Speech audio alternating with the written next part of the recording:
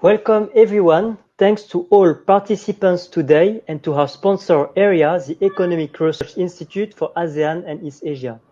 The Asia Network is a digital community of 450 plus thought business and young leaders, mainly across Asia. It aims promoting and sharing some insight and knowledge from experts throughout our webinars, conference, but also conversation series.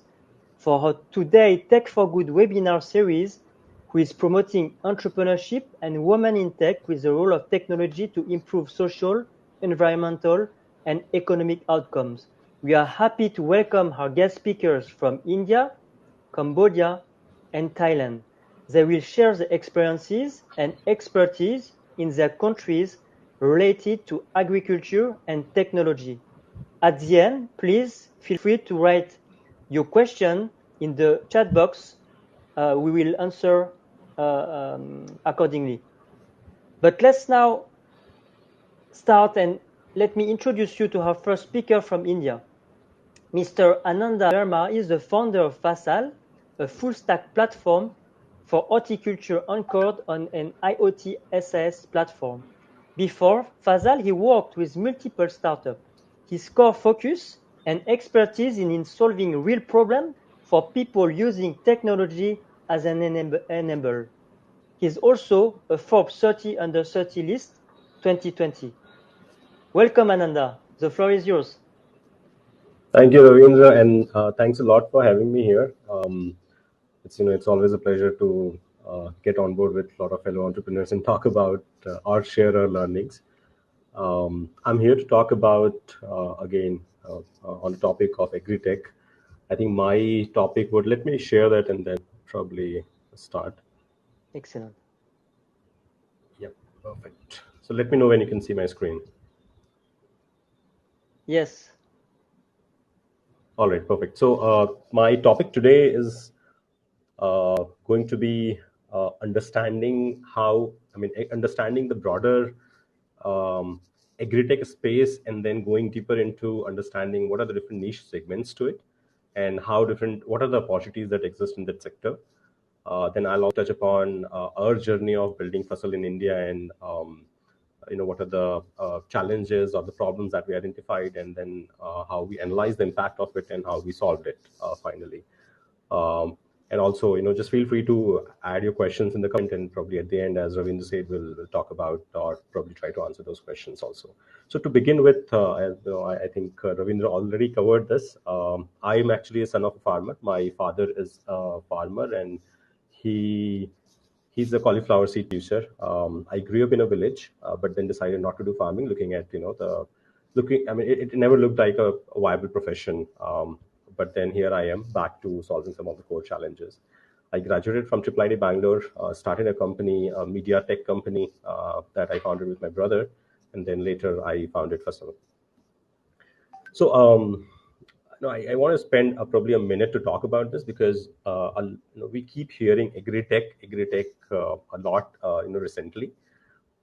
If I look at agri-tech, agri-tech is a broader spectrum, and the way we classify that so there are niche segments to it, and those niche segments are very important, because not all agri-tech, so all the agri-tech companies are not similar to each other. It's a very broad spectrum, and there is a lot of opportunity to solve problems because there are niche segments that exist.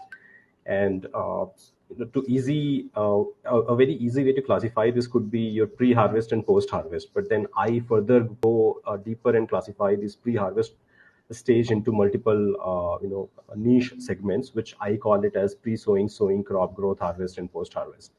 Now, if you look at all these 5 segments, they are independent to each other in one way, but also they are sort of linked to each other depending upon where they fall into this value chain. And if I talk about pre-sowing and sowing stage, this is the stage when you prepare your land. You do a lot of soil testing, you buy or take a lot of machinery, you buy a lot of input, and all that companies that fall into input side, machinery side, land preparation side comes into this segment. And in India also, we have a lot of startups that are purely working in sowing and pre-sowing stage. Then comes your crop growth stage. This is the stage which is the longest in this value chain, because it can go for, let's say, 3 months, to probably a year or longer, depending upon which crop you're growing and what is the the growth cycle. Let's say for tomato it could be 3 months, for chili it could be 9 months, for grape it could be multiple years. Crop growth is also one of the stage where building any technology or building in sort of any solution is very challenging, because you have to be right 24/7 for this entire growth stage, and you cannot be wrong, because farmers spends their entire resources, their blood, sweat, and money in this stage. The kind of companies that operate in this stage could be classified as, let's say, farm monitoring companies, weather advisory companies, companies that provide solution around disease and pest management, and companies that provide solutions around irrigation and fertigation management. After crop growth stage, you have harvest and post-harvest stage. Harvest is again a very short duration stage when you pluck the produce from your crop, and then you have to quickly move it out into the market for selling it. It requires again yield management, storage management, traceability kind of applications that startups are now building. And post-harvest is again something that a lot of people talk about, because it is also a very high moving, high transaction kind of startups and companies that operate into this stage. For example, all your market linkage, supply chain, waste management companies come into this segment. So this is my way of sort of classifying entire AgriTech into niche segments, so that when you are going to solve a problem, you understand really very well in which segment you're solving and how that segment is going to, or what is the expectation from you, considering which segment you are in.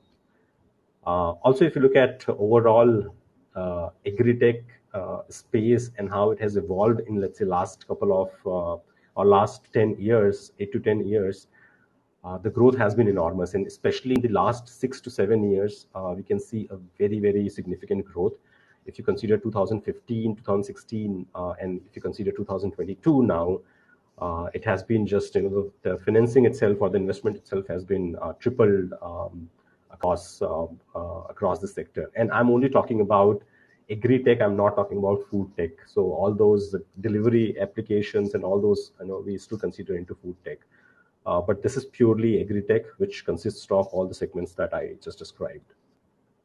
So coming back to what we do, or what really Fasal is essentially a full stack platform for progressive horticulture in India, and we are also starting in Southeast Asia, starting with Thailand, Malaysia, Indonesia, countries that we are targeting. When we say full stack, or when I say full stack, what I really mean is we started in this particular segment of crop growth stage, and we built a strong technology business here to provide farm level advisories to farmers. But then this has given us a leverage in terms of collecting enough data to now go and expand into other stages, so which is post harvest as well as on the input side, and that's exactly what we are doing. So we call ourselves as a full stack platform, wherein any horticulture farmer, if he or she comes to our platform, he gets all the necessary services that is required for him to make sure that he's growing good crop, he's growing, he's doing well in terms of all his or her activities. We have been fortunate enough to being used by some of the known players in not just in the country but also abroad. We have also been backed by some of the really good investors, especially Omnivore is a topmost investor in India for AgriTech investments. Now, how all this started was it all started in early 2018. We had some idea, and it was a very simple idea of how we can remove guesswork from farming and help farmer make data-driven decision.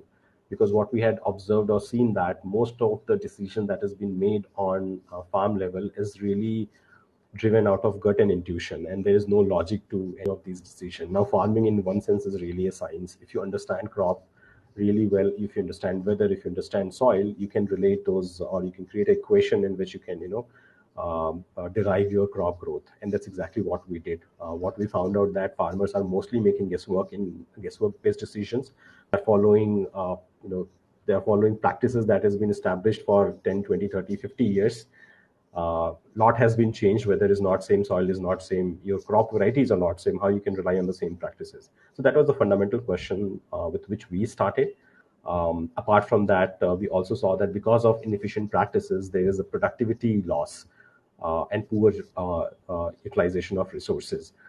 The third problem and the most important problem that found out that the input cost is very high. The cost of cultivation becomes very high because you are just following something on calendar schedule. So, for example, you are going and spraying left, right, and center. It might happen that there is no disease pressure and the disease might not happen, but you are just spraying because you are afraid that disease will happen and destroy your crop. So what we did was we understood these problems, and then we also understood the consequences of it. For example, if you look at India as a country, we are producer of 15% of world vegetable production happens in India. But despite that, our export ratio is less than it's around 1.5%. It's less than 2%. The reason for that is we spray a lot, we use a lot of chemical, we use a lot of fertilizers, which results in high residue and poor quality. We don't have proper post-harvest technologies like cold storage or technologies that can increase your shelf life. Um, so that is one outcome or one consequences of this problem. The another problem that probably everybody is aware of is inefficient use of water.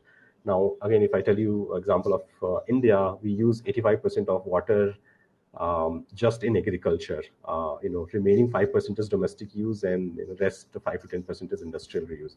And 85% uses of fresh water in agriculture is not an optimal use because most of the time what we have found out is that farmers are excessively irrigating their crop and they don't need to, and there are problems associated with it.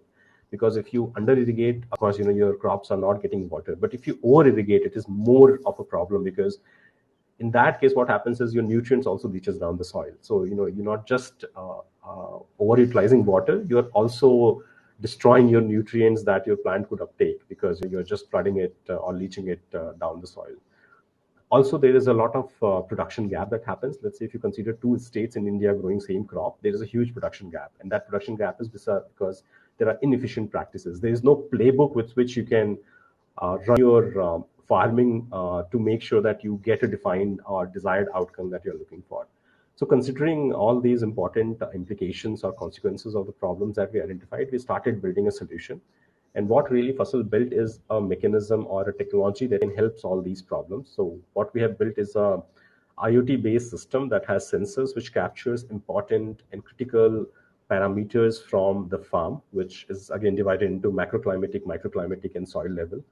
And then we also use satellite imagery as a data source to sort of augment all the sensor data that comes. And then we have written these agronomic models, which is again understands the data, because end of the day farmers are not looking to they are not interested in knowing what is the temperature, what is the humidity of their farm. What they want is when the disease is going to attack, or when the pest is going to attack, when they need to irrigate, when they need to fertigate.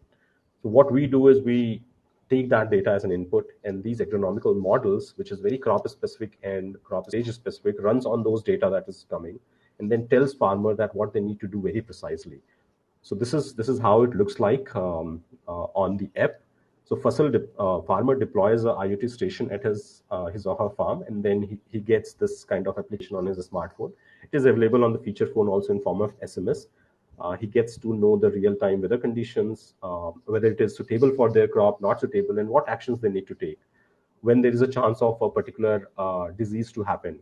What we do is we feel that agriculture has to be predictive in nature, not reactive. What we do today is something happens and then we go and react to it. So disease happens and then we go and spray. What we have done is, before a disease happens to your crop, we tell you that there's a disease pressure building up, because disease and pest are nothing but function of weather conditions. So we observe that and then we alert you based upon when the pressure is high. The result of that, or the value proposition that we have derived out of all the work that we have done, or the solution that we have built, is we are effectively able to save up to 20 to 30% in terms of water. In certain cases, it has gone up to 50%, especially in all those water sensitive crops like grapes and chili. We have seen a significant decrease in spray cost, up to 25% in high value crops. And it is not just decrease in the spray cost, but also it reduces the residue effect, which means that now you can your crop becomes more quality crop, and then you can export it or you can sell it at a higher value. Apart from that, we have also seen increase in production up to 15%, because if you manage irrigation and disease pest well, you effectively are giving the right input to your crop, and then you can achieve its genetic potential. So every crop has its own genetic potential, but it only achieves the genetic potential when you give it the right amount of resources in the right quantity and right at the right time. And if you don't do that, then it will not reach. That's exactly what Fasal is doing. Fasal, once you install Fasal, it helps you achieve your crop's genetic potential, so that you can, have the maximum outcome, both in terms of quality and quantity. Apart from that, we have also started an initiative that we call Fasal Sustainability Initiative, Fasal Water Credit, because as I told you, we have found that more than 85% of the fresh water is being utilized in agriculture, and a lot of it goes for a waste, and people don't understand the value of it. So to make people understand the value of it, we started a program called Fasal Water Credit. What we do here is we tell farmer that if you follow Fasal's advisory about irrigation, because we know that if they follow our advisory, they are going to reduce or cut down their irrigation budget. What we reward them is their monthly subscription that they pay us, and farmers are using it. For in last 4 years, we have been able to save close to 15 billion liters of water just by this initiative alone. So that's our bit towards sustainability effort. I think that's really all that I had. Happy to take any questions. Thanks, Ananda, for sharing how Fasal can leverage smart action to optimize cultivation costs, but also increase yield, and the quality of yield in India is very important. Is a co-founder and CEO of Ricult, a venture-backed social enterprise that leverages machine learning and satellite imagery to help farmers in Thailand and Pakistan increase farm productivity and access affordable loan, helping lift them out of poverty. He was also the co-president of the MIT Sloan Southeast Asia Club and part of the Obama Foundation. Welcome, Okrit. The floor is yours. And again, apologize for this small inconvenience. Thank you. Okay, hello everyone. Can you guys hear me? Very clearly. Okay, great. Thanks a lot for having me today to join AgriTech from other Asian countries as well. So my case study will be about how Ricult operate in Thailand, and we also have our operation in Pakistan, and we just recently launched in Vietnam. I am happy to be here to share our story, how we use AI and satellite technology and digital platform to transform the agricultural value chain. So in short, we are back. We are founded by 4 MIT graduates, where we each of us have extensive experience using AI and machine learning to solve various business problems. We used to work for Google, Microsoft, and in the Silicon Valley. And since I'm from Thailand, I want to come back home and try to see how we can use advanced analytics to solve supply chain issues for the food and agricultural industry. Because as you are all aware, Thailand agricultural industry is a core industry of the country, but it is very outdated. So I think there are a huge opportunity to transform these sectors. So we are backed by leading banks and investors in the region, and we just been recently named as the startup of the year in Thailand by the Prime Minister of Thailand in 2020. So just to give a quick overview of the agricultural landscape in Thailand.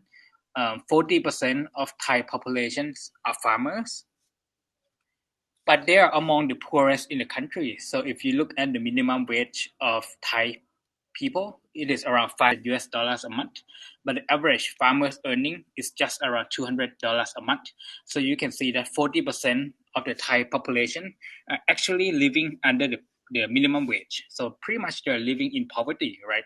And they have family, have children, have wife to take care of, and they have to send their kids to school. There are medical expense and different various expense. So how can we help uplift these farmers and help them get out of poverty and improve the supply chain? So let me start with some problems that these farmers face, and I think it is pretty similar in other countries, in Cambodia, in Laos, in India, in Pakistan as well, right? So if you look at the whole supply chain, we feel that it is highly fragmented and very traditional. So farmers cannot get access to affordable loans. Commercial banks are not willing to give them loans because the risk is too high. Their productivity is very low compared to farmers in Australia and Europe, and there's no direct market access. A lot of middlemen along the supply chain. On the other side, there are mills and banks, right? They want to give loan to the farmers. They want to buy directly from the farmers, but there are a lot of risk and volatility involved. There are no data to calculate the risk of these farmers, and it is quite expensive to manage the farmers. So the question is that how do we solve this pain point, and how do we connect farmers and mills and banks more directly with digital platforms?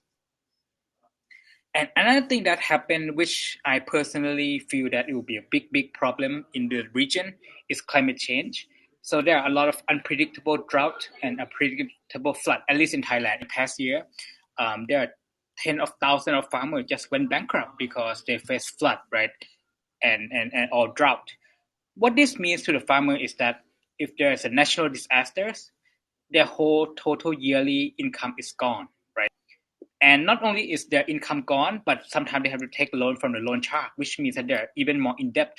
And how would they be able to support their families and their children to school if they don't have any income there and they are even more in debt? So I feel that this is a big social issue that technology and innovation should come in and help solve these problems for the farmers.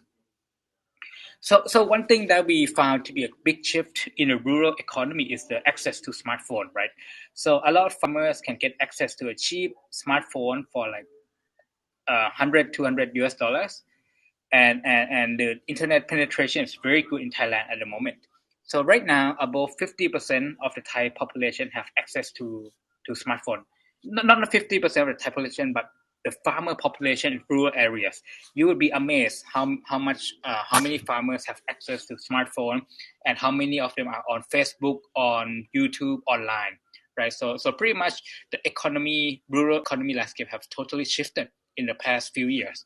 So we think that this is a huge opportunity where we can go in. So what we do is that we create a Ricult platforms where we have an app for farmer app where we help farmers manage their own farm with satellite and Ricult AI solution. And also we have a digital platform for crop sourcing, farm monitoring, and risk management through satellite and Ricult AI solution. So we not only help the farmers, but we also have an enterprise software for mills, for banks, to help them with data management, risk mitigation, supply chain monitoring, and crop traceability. So pretty much think of us like a robo advisor for farmers. So I have to admit that this idea might not be new, because there are many AgriTech in India, in Africa, in South America that are doing very well. But I think what we are unique is that we are early movers in Thailand, and I think we are one of the leaders in the Southeast Asia region, especially in Thailand. So we use AI to analyze weather data, satellite imagery, and also farm input data, right? And then we give this insight to the farmers throughout the whole supply chain from the start, like what crops should they grow, when should they plant, when should they apply the fertilizer, when should they harvest, and who should they sell to, right? These are the 5 core questions that we help farmers make better decisions with AI. So just to point out that right now we are focusing on few crops like corn, cassava, sugarcane, rice. We are not focusing on fruits and vegetables as of yet.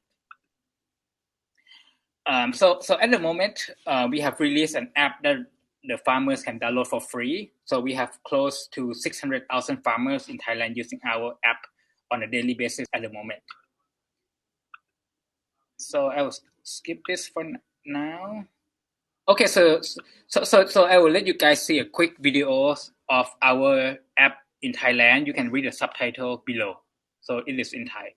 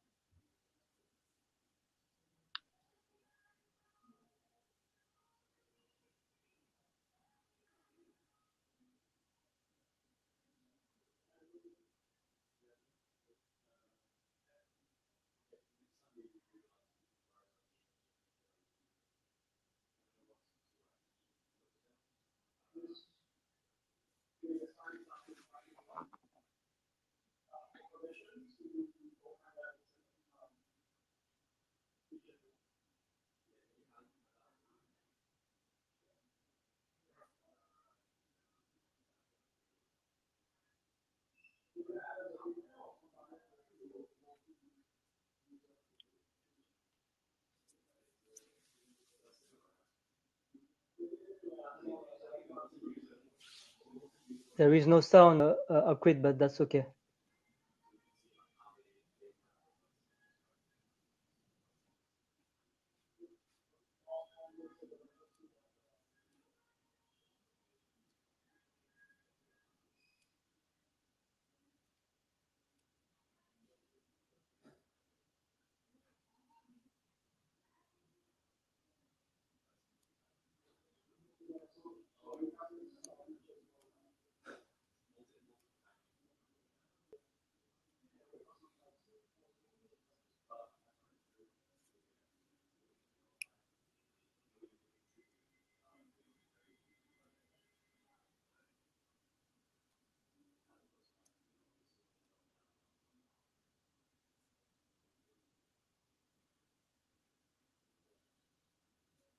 Okay, so just now was a quick introduction videos. I know that there might not be sound, but you guys can find on YouTube. We have close to 10 million download watch in Thailand, right? So it got quite popular. That the farmers usually take a lot of risks with their farming. So by having this app, we can reduce that risk, and we tell them that farming is not lottery, where if you lose, it's a big impact to your family, right?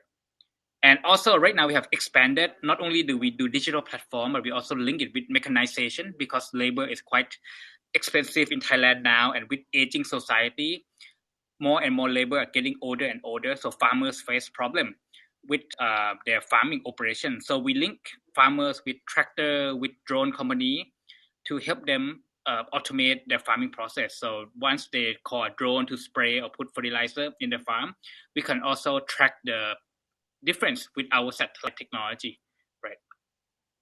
And we also use AI to help them plan when they should harvest their crops and what would their estimated yield be. So this is in Thai, but we can tell them that if they harvest in December, this is the yield that they would get. But if they harvest in March and wait 3 more months, the cassava yield will improve by almost 100%, right? So we use this, and with the weather data and satellite imagery, we can help them plan their optimum time to harvest the crops. And also farmers face cash flow during the season. So if they need cash, we link them with banks and we provide them with short-term loans along the way, so that they can make better decision that doesn't have to tie them with their cash that they have to spend for the family, right? So these are example of farmers without our app, and with our app, so the corn productivity is much different, right? So these are example of some of the farmers in our network. These are a distribution of the farmers in Thailand, right? So over 600,000 farmers using our app throughout the whole country. Mostly are rice, corn, cassava, sugarcane, some durian, some fruit. So lastly, I want to conclude that we feel that right now the world's most valuable resources is no longer oil but data. So right now we are focusing on getting as much farmer in as possible working with us, and we are working very closely with the Ministry of Agriculture, the Deputy Prime Minister of Thailand, and we are working with the government, both the public and private sector, to roll out our technology to digitize the whole supply chain. So right now we provide one-stop crop sourcing and farm management service in Thailand, both digital tools and with tractor and automated drone services. We have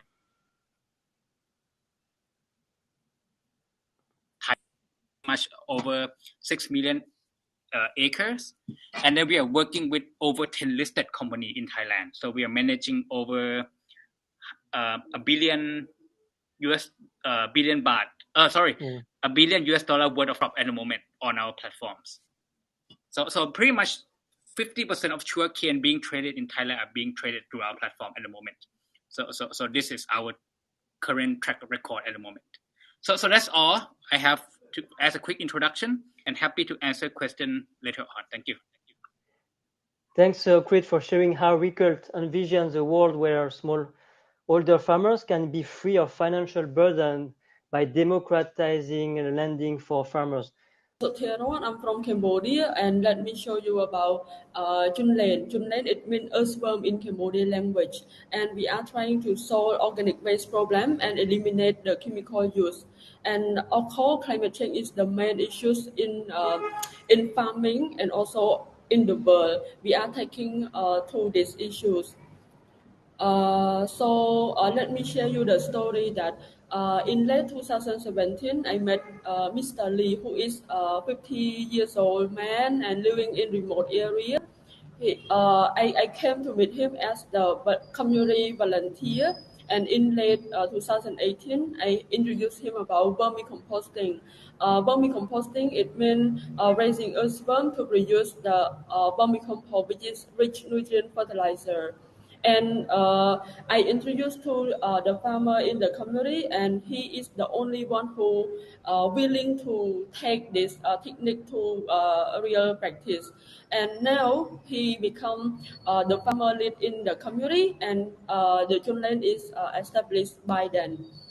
Our solution, we are upcycling organic waste to vermicompost through raising earthworm.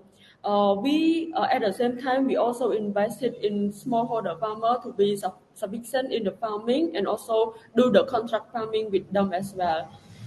And how it works, Junlen provide vermicompost training and invest in particularly of material like worm house and other tool. And last but not least, we do contract farming with them.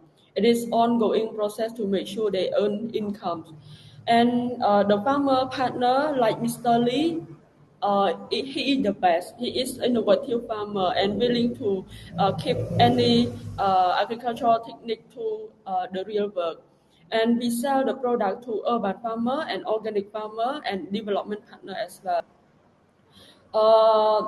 Our business model, like I mentioned, we provide a training package and we sell the product to the end customer who are willing to pay and willing to contribute in our mission. Here is our product as the vermicompost, the worm poop, and also we are doing several training service and tour to engage customer and farmer. Like engage market to the farmers, and we sell particularly of worm as well. The reason that I start this business because we have the specific agricultural techniques, and we are all having passion to contribute because I was inspired by farmer and they have their problem. But by mention that we are all entrepreneur, like farmer itself, themselves, they are already entrepreneur, and I just come to adapt with new to adapt them with new skill and new potential resource for them. And our goal is the same. We are supporting farmer to be sustainable in environment, economic, and social lifestyle. And our product value position, we produce high quality, affordable, local, and natural fertilizer. And when the farmer use into their crop, they can increase 40% of farm production, and also enrich the soil and enrich the moisture in the soil as well. We are here to provide the community empowerment through entrepreneurship, leadership, and agricultural techniques.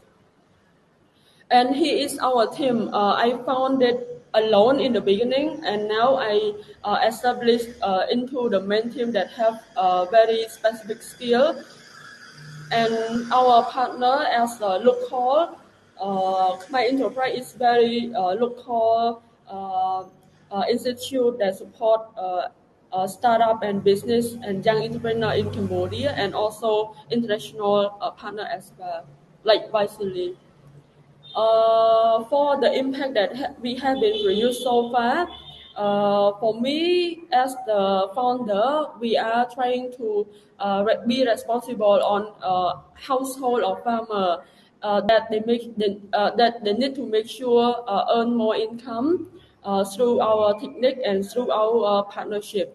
And over the country, we provide a service to 1,000 customers.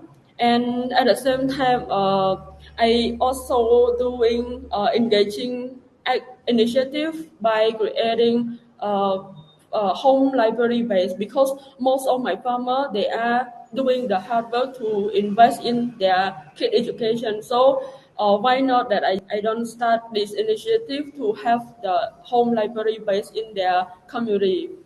Our impacts by now, for me as the founder, it's not only the impact of farmer life, but the microorganism and earthworm itself. It also life that the earth need the most. Like build up earth to be better again.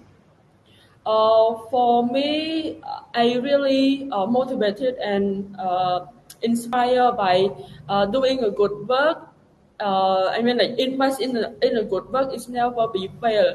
Like I invested in farmer, we have a skill, we have capital to invest in them. But if we don't really turn back into cash, it's not a problem because we invest in good. It's more than case that we can count like impact their own community. In late 2018 and 2019, I have learned a lot about the startup journey and business, and also I identify the goal of the business that I really wish to see Junlen and also agriculture sector to be successful and sustainable by investment in a good in a good, because like we need to identify agricultural techniques and we need to be responsible on that investment to ensure the farmer get income, so that is the sustainable. And we invest not really focus in economic. We really focus in environment, because if the environment turn back like drought or have immediately climate change happen, it gonna destroy entire farm or farmer. So that is really hurtful for farmers, as they put their hard work and they put time that we could not imagine. Yeah. So here is our contact of Junlen, and if for more information, you can check or contact us and see more video that we are having there in the website as well. Thanks. Thank you. I'm Thanks. done speaking. Thanks, Dr. Ed, for sharing this inspiring mission and the business model of Julen at your young age. So, sadly, time is running. I have still time for one question to all the speakers today, and we will start surely with Ananda for this first questions, and I think quite interesting, speaking about a public-private partnership, which is likely to boost the country's farming sector and address the challenge of sustainability, efficiency, but also inclusivity. So perhaps, Ananda, can you give me an example in India of a successful PPP? Definitely, Ravind. I think this is a very important question because I believe it is not just India, but largely other countries as well. Government is taking a lot of initiative now. Specifically talking about India, what Indian government or other institutions that have done is they have created sort of farm collectives. What we're calling it as FPOs. It is farmer producing organizations.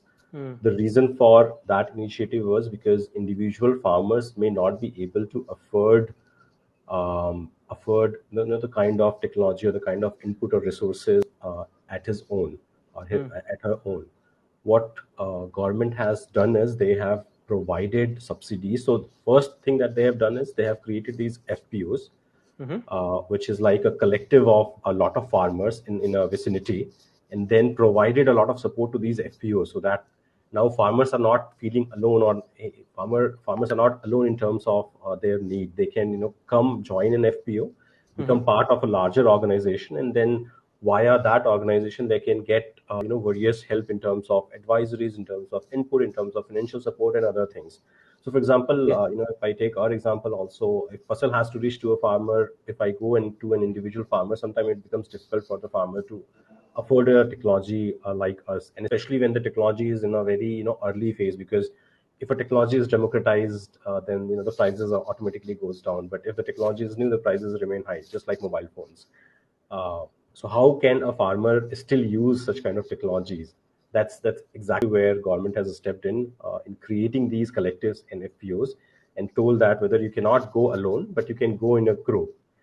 And this has been helping a lot, because if you look at India now, I think after this policy has been put up to sort of to provide subsidies and support to FPOs, the number of FPOs in India have gone really up, and it is eventually helping the entire ecosystem to grow, and that's exactly what is happening. It also becomes so startups and companies also Yeah. it also becomes important for startups and companies to reach Mm. out to farmer, because it becomes easy to just reach out to one FPO, and then via that FPO go to a different go to all the farmers. Okay. Vice versa, let's say if you have to set up your own distribution network to reach out to farmer, it's very difficult for the startups to operate in that kind of market. Excellent. Thanks, Ananda, for you. Though, let me ask the same question to Sotirat about public-private partnership in Cambodia.